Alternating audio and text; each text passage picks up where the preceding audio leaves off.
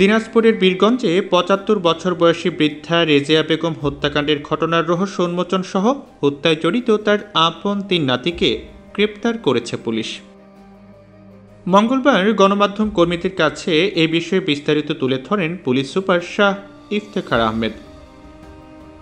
এ সময় police super জানান, গত ৬ জুন নিজ শয়নকক্ষে বৃদ্ধাকে জবাই করে হত্যা করা হয়। হত্যার ঘটনাটি প্রথমে ক্লুলেস ছিল, কিন্তু তদন্তে নেমে একে একে বেরিয়ে আসে খুনের সাথে জড়িতদের পরিচয়, হত্যার আসল কারণ।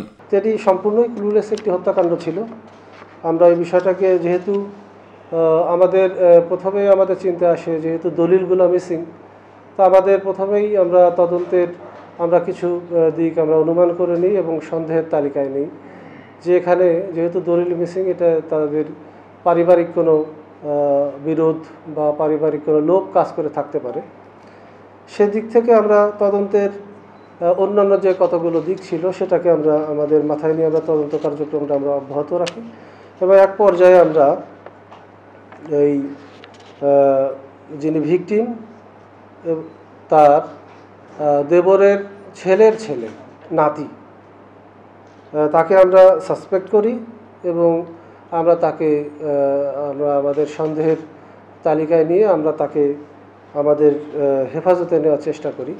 পুলিশ সুপারের মতে, লোভের বশবর্তী হয়ে চুরি করার মতলবে পূর্ব পরিকল্পিতভাবে বৃদ্ধার ঘরে প্রবেশ করেছিল তার আপন ৩ নাতি। ধরা পড়া এড়াতে ঘটনাক্রমে বৃদ্ধাকে হত্যা করে তারা। বৃদ্ধা ৭৫ বছর বয়স্ক, তিনি মূলত তার এই স্বামী শব্দুল মিয়ার সংসার, জায়গা জমি সব কিছু তিনি দেখে শুনে রাখতেন। তারা হয়তো বা ধারণা করেছিল যে তাদের কাছ থেকে যদি কোনোভাবে এই জমির দলিল বা টাকা পয়সা, স্বর্ণালংকার নিয়ে নিতে পারেন সহজে, এজন্য তারা মূলত চুরির উদ্দেশ্যে ঘরে ঢোকেন এবং এক পর্যায়ে যখন তারা তালা ভেঙে এই দলিল, স্বর্ণালংকার টাকা নিচ্ছিল, তখন ওই ভিকটিম রেজিয়া বেগম ঘুম থেকে জেগে যান এবং তিনি জেগেই তাদেরকে চিনতে পারেন এবং তাদের নাম ধরে তাদেরকে যখন ডাক দেন যে তারা এখানে কি করছে, তখনই তাকে মূলত জাকির আঘাত করে। সংবাদ সম্মেলনে এ সময় উপস্থিত ছিলেন অতিরিক্ত পুলিশ সুপার মমিনুল করিম, বীরগঞ্জ থানার ইনচার্জ মজিবুর রহমান এবং ডিবি পুলিশের ইনচার্জ সোহেল রানা সহ অন্যরা।